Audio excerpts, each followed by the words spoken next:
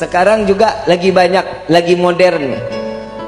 Kalau anak sudah doyan main handphone, gedenya ini anak sudah pasti bakal kurang ajar sama orang tuanya. Kenapa?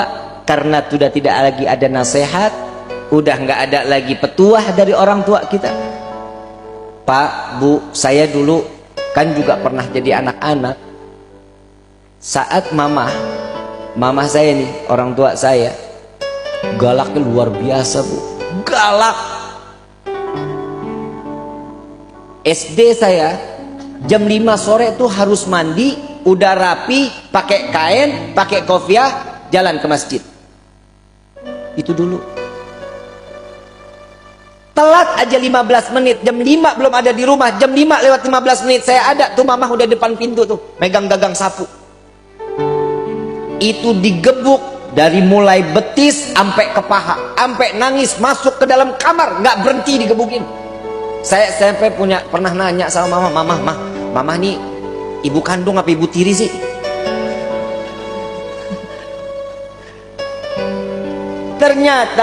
Ternyata itu obat. Kenapa? Yang digebuk bukan diri kita, tapi syaitan yang ada di diri kita. Berasa sekarang ternyata didikan orang tua itu nggak pernah salah. Ada salah satu sahabat Nabi SAW, saat beliau punya istri, istrinya umur kandungannya 9 bulan. Saat ini anak lahir, ini sahabat lagi nunggu Nabi SAW dalam keadaan sakratul maut, dalam keadaan naza. Sampai Nabi meninggal, ada pembantunya datang, wahai sahabatku, istrimu telah melahirkan. Setelah pemakaman Nabi, ini sahabat pulang. Begitu pulang ngelihat, aku istriku sudah melahirkan, sudah apa anaknya laki-laki, beri nama dia Muhammad, katanya. Dikasih nama Muhammad. Saat Muhammad kecil umur 1 tahun, setiap bangun malam, sepertiga malam dibangunin tuh anak, suruh bengong ngeliatin bapaknya sholat. Setiap malam dibangunin. Kita tega nggak ngeliat umur anak setahun kita bangunin suruh ngeliatin kita lagi sholat? Nggak bakal tega. Begitu 2 tahun, begitu juga dibangunin setiap sepertiga malam, setiap lagi sholat, nggak boleh dalam keadaan tidur, liatin bapaknya lagi sholat. Sampai ini anak umur 3 tahun mulai dibawa ke masjid, diajak sholat ke masjid, duduk sama-sama sama orang tuanya di masjid. Sampai umur 5 tahun Muhammad sudah bisa menghafal Al-Quran. Muhammad sudah mengikuti sunnah Nabi. Puasa Senin Kemis nggak pernah lewat, kadang puasa Nabi Allah Daud. Sunnah semua dijalani. Di Muhammad 5 tahun udah mulai pentes.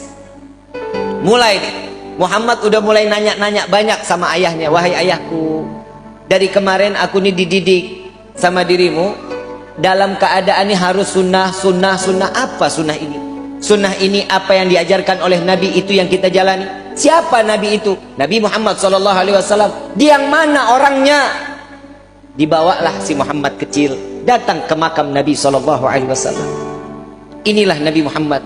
Dia telah meninggal dunia, iya. Tapi kenapa ajarannya harus terus kita jalani? Karena ajarannya yang bisa membawa kita saat dimana kita di sirat dapat masuk ke dalam surganya Allah. Mulai Muhammad faham, makin cinta. Bagaimana caranya ingin berjumpa dengan Nabi Muhammad? Maka timbulkan rasa cintamu kepada Nabi SAW. Ikutin, baca sholawat terus, dia sunnahnya, wajibnya terus dijalani. Sampai satu saat ayahnya nanya, ya Muhammad, sudah belum mimpi Nabi? Belum. Berarti engkau belum cinta kepada Nabi. Sampai suatu saat dengan mahabbah yang luar biasa, sampai netes air mata Muhammad, itu malam dimimpiin sama Nabi.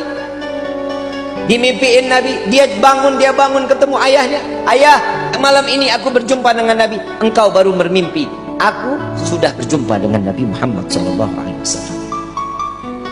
Saat sampai umur 9 tahun, si Muhammad sedang main, tiba-tiba terdengar suara azan, Allahu Akbar, Allahu Akbar, Allahu Akbar, Allahu Akbar. Tapi azannya ini belum waktu sholat, belum masuk waktu sholat. Si Muhammad ini lari ke gudang, ambil perisai, ambil pedang, lari naik tunggangin kuda punya bapaknya. Ada di barisan yang paling depan si Muhammad. Sayyidina Abdurrahman bin Auf saat itu pemimpin peperangan bertanya, ini anak siapa? Oh, itu anakku, itu Muhammad anakku, kata sahabat. Bawa pulang, ini anak masih 9 tahun belum boleh ikut perang. Karena di saat zaman dahulu 12 tahun baru boleh ikut perang, tapi 9 tahun belum boleh. Begitu digendong si Muhammad kecil, ditanya, ayahnya ditanya, ya wahai ayah, bukankah engkau selalu mengajariku untuk menjalankan sunnah Nabi SAW? Iya. Lalu bagaimana dengan peperangan? Bukankah peperangan ini adalah salah satu sunnah Nabi SAW? Gak bisa ngomong bapaknya. Dilepas. Baik, bagaimana? Aku ingin berperang wahai ayah. Jalan.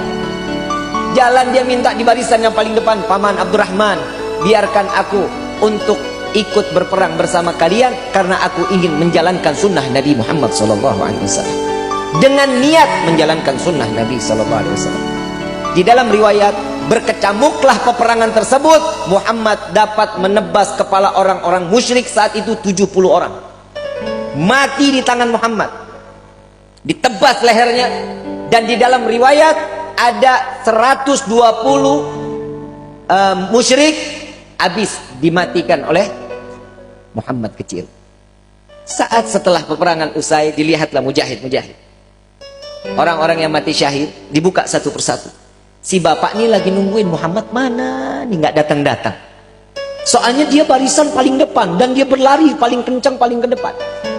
Saat terakhir dia lihat Muhammad kecil, nggak taunya. Di dalam riwayat tersebut, Muhammad dalam keadaan terdapat anak panah, 180 anak panah melesat ke jasad Muhammad. Kepala sudah tinggal dengan kulitnya, kuping sudah nggak ada, tangan sudah nggak ada. Habis Muhammad, mati dalam keadaan yang cukup parah saat itu. Namun ayah dari Muhammad kecil tertawa melihat Muhammad. Sahabat bertanya, wahai sahabatku, apakah kau gila? Kau melihat sahabat engkau menangis, engkau melihat anakmu tertawa. Aku melihat sahabatku, mereka adalah penghuni surga. Aku merasakan bagaimana saat aku kelak di yaumil kiamah, akankah aku berkumpul dengan saudara-saudaraku dan sahabat-sahabatku. Jika aku melihat anak aku tertawa, aku melihat dia sedang bermain dengan baginda Nabi Muhammad SAW. Ingat Bu, Pak, anak itu fitnah. Anak fitnah dunia, anak itu fitnah akhirat. Bagaimana sepak terjang seorang anak tergantung bagaimana orang tuanya.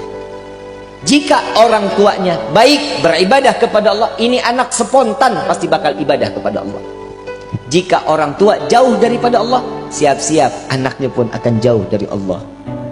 Kalau kata pepatah bahasa, buah nggak jauh jatuhnya dari pohon. Betul? Betul? Kalau jauh berarti dia kebawa sama aliran sungai. Betul? Nah sekarang bagaimana sikap kita untuk nasehatin anak?